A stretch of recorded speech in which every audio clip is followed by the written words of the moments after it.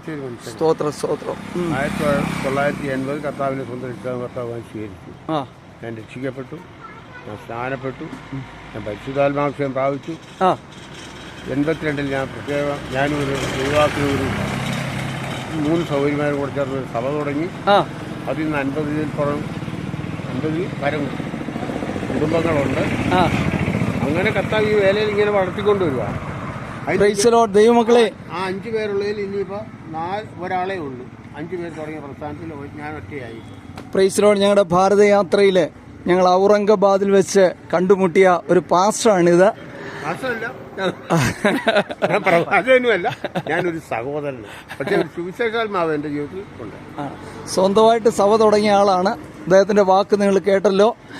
അദ്ദേഹം ഞങ്ങളുടെ കൂടെ പ്രെയർ വാക്കിന് അദ്ദേഹം വന്നിരിക്കുകയാണ്. എന്നോട് പറഞ്ഞൊരു വാക്ക്, നിങ്ങളെക്കാളൊക്കെ മുമ്പിൽ ഇങ്ങനെയുള്ള കാര്യങ്ങൾക്ക് ഞാനുണ്ട് എന്നൊരു വാക്കാണ്. അപ്പം ഞങ്ങളെക്കാളൊക്കെ മുമ്പിൽ നിൽക്കാൻ അപ്പച്ചനെ പ്രേരിപ്പിക്കുന്ന ഘടകം എന്താ? എന്നെ പ്രേരിപ്പിക്കുന്ന ദൈവത്തിൻ്റെ പരിശുദ്ധാത്മാവാണ്. ആമേൻ ആമേൻ.